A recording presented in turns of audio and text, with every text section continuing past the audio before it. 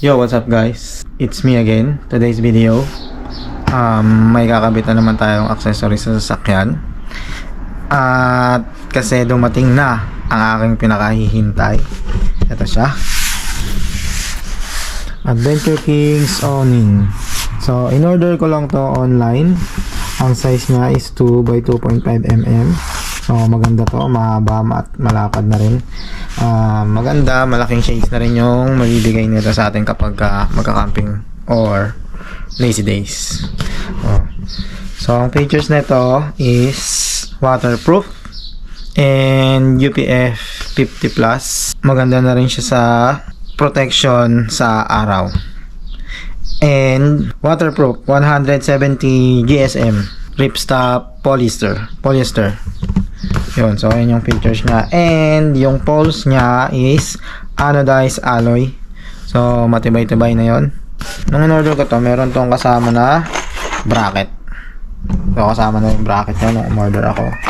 Pero yung mga bolts na ito, hindi ko gagamitin kasi umorder ako sa bumili ako sa Bunnings ng drop and turn T-bolts. So mas maganda kasi kung ito yung ikakabit natin, yung gagamitin natin.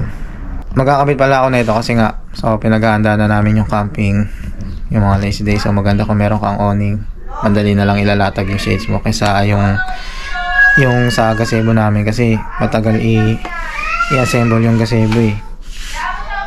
Tapos parang para at least mabilis lang, saglit lang ilatag. Kaya naman kasi ito ilatag ng isang tao lang. So yun, let's go. Tito.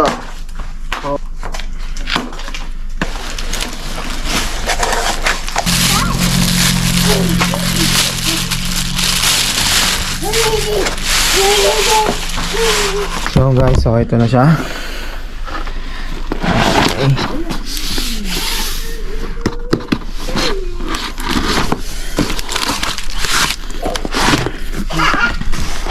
So hindi to sponsored papakita ko lang sa inyo. So, Adventure Kings, baka naman. Ganda siya guys, makapal yung bag. And yung zipper mukha namang matibay. Matigas, saka makapal yung zipper. Kung nakikita ninyo. Mukha namang tatagal.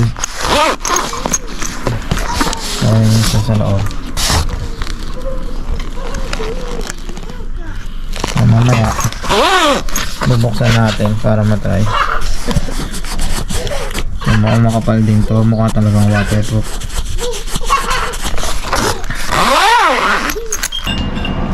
Ito naman yung L bracket. Ito siya, yung L bracket na gagamitin natin, yung ikakabit natin doon. Tapos ito yung mga bolts na kasama, mahaba, maganda naman, pero mas prefer ko kasi yung T-bolts yung gagamitin ko. Mas okay siya. So, dalawang L bracket.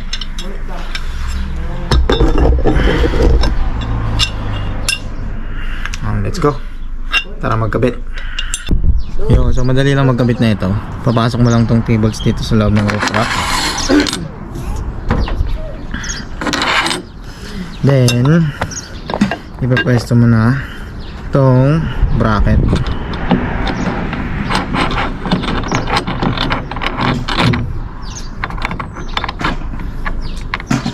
Titignan ko muna kung yung adjustment niya is dito ba siya or ilalabas ko, kasi i-check ko kung kapag ka inopen ko yung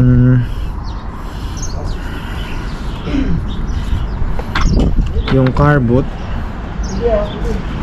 kung tatamaan ba yung pinto kapag ka umangat na siya. Peso lang muna natin ng ganito, tapos mamaya saka ako na lang siguro i-adjust kung iusod ko. Bago. Sana nag-vlog pa.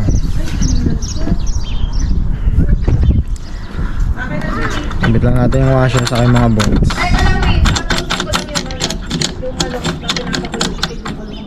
Yung parehas lang sa kabila. So papasok lang natin yung 2 bolts dito. Then lagay yung L bracket.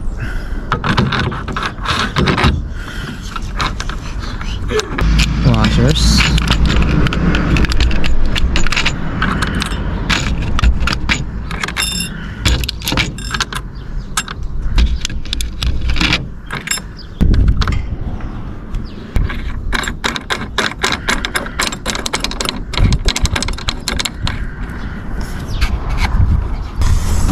Yun, so naka-position na yung L bracket natin. Then inopen ko lang tong car boot para malaman ko kapag nilagay ko yung awning is kung tatamaan ba yun, or i-adjust ko yung awning dito, usog ko dito, di bali nang sumobra dito ng konti, basta wag lang tamaan yung car boot natin kapag binuksan. Okay, let's go.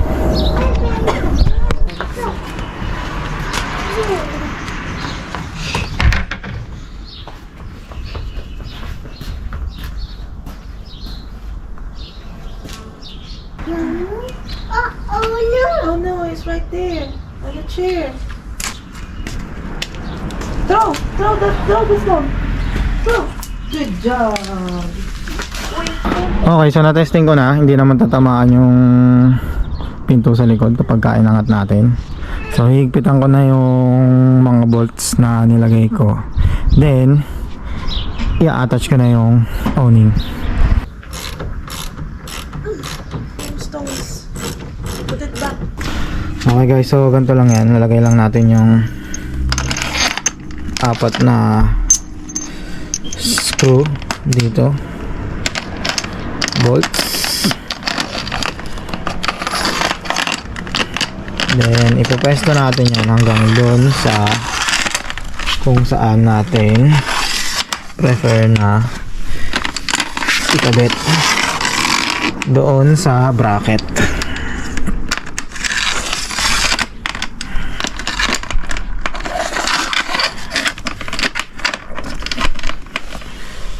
Tapos ipapasok na lang natin doon sa bracket yan.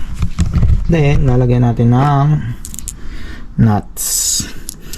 So wala akong washer pero siguro bibili na lang ako ng washer, pero kakabit ko muna.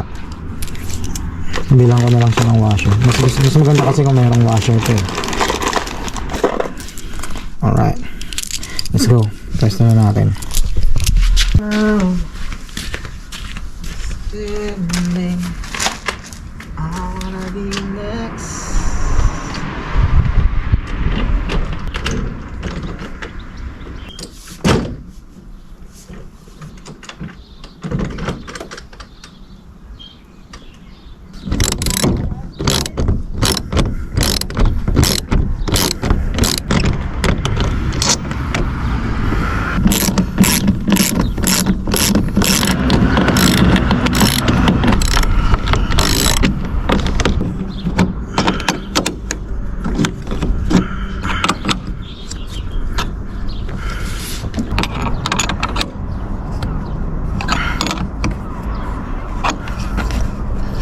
Yun, so tapos na. Naigpitan ko na lahat ng bolts.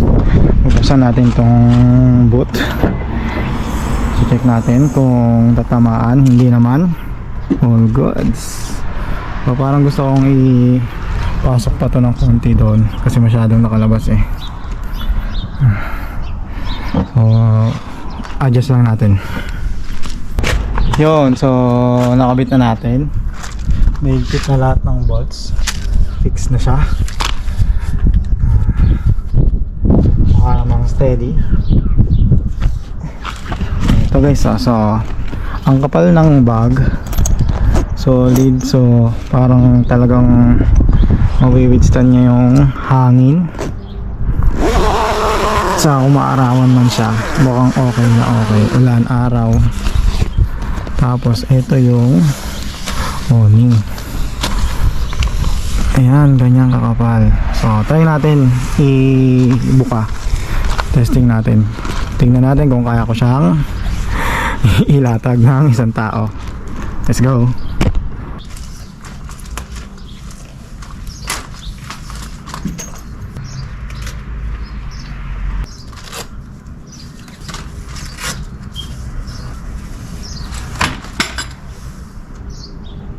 Oh, nalaglag yung peg. May kasamang peg. Okay, hindi na bata sa sasakyan.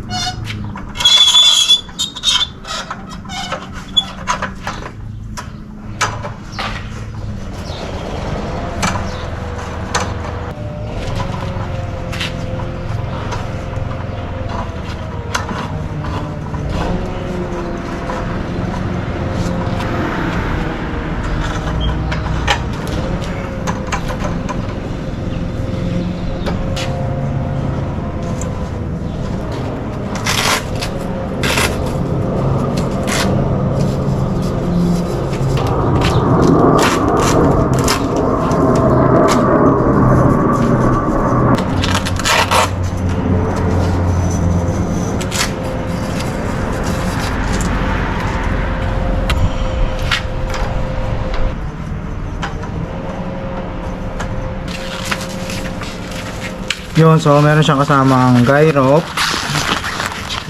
saka peg. So, syempre mas safe kasi kung ipepeg mo yan, nakatali yan, mas steady siya sa ground. Kasi baka may hanginin, bumaligtad dun sa kotse mo. So, delikado yun. So, yun guys. So, kaya ng isang tao. Medyo nahirapan lang ako nung una kasi syempre hindi ko pa alam. Pero, goods na goods, kayang i-assemble ng isang tao to. So, di ko lang alam sa pagligpit kung kakayanin ko ba mag-isa. Yun lang. Mamaya malalaman natin yun. Kung kaya ko bang ligpitin mag-isa to. Maganda yung shades ito, malaki oh. Diba? Oh, pwede na. Pwede na tayo sa camping. Mukhang makapal naman. Hindi ko na nilagay lahat ng strap kasi tatanggalin ko naman eh.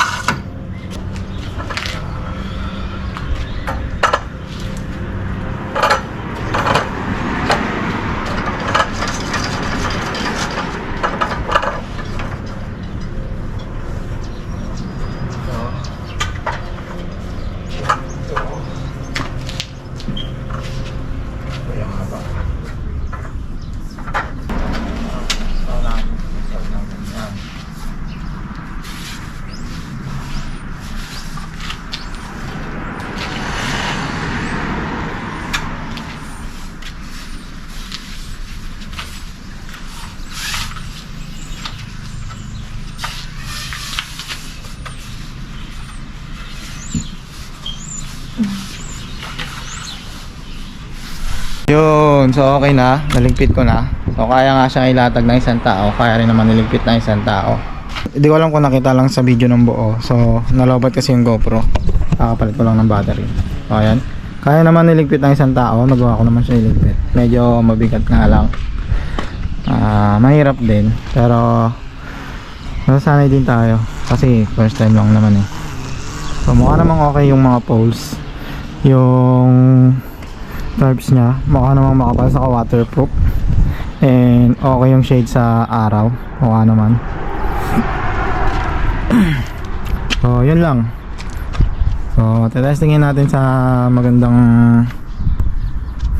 pwesto yan para makabit natin yung mga guy rope saka yung peg, para mas maganda malaman natin kung steady. And mukha naman siyang okay. So hindi lang natin malaman yung pagka-stable niya kasi nga hindi naman natin nakakabit yung peg saka yung guy rope. So mas okay kasi kung nakakabit yan, mas steady siya. And kasi nga delikado kapag hindi ka naka-peg, delikado baka bumaligtad dun sa sasakyan mo, madadamage yung car. Okay naman, makapal. Yung mga poles niya mukha namang matibay, madali lang i-set up. Sa susunod na video papakita ko sa inyo yung full setup ng nakakabit yung guy rope saka yung peg. So yun lang. Sana nagustuhan nyo tong video na to.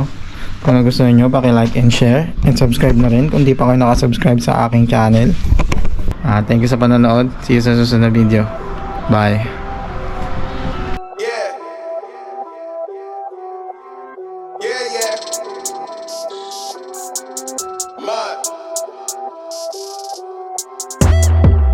Look, tell a man no trouble, I don't want beef, man, I just want vibes. Big man like me, no need for the telephone hype. I got too much getting online. One rule, then dead I'm on site. Wrong move, I bet they gon' ride. No need for the telephone hype, nah, no need for the snoozing. Big whip outside, I'm cruising. Big stick inside, no losing. Better watch out for the snake and Judas is. Don't ask them who this is, I bet they know what I'm moving in. I bet I show it into a dim. How you hate and then lose again?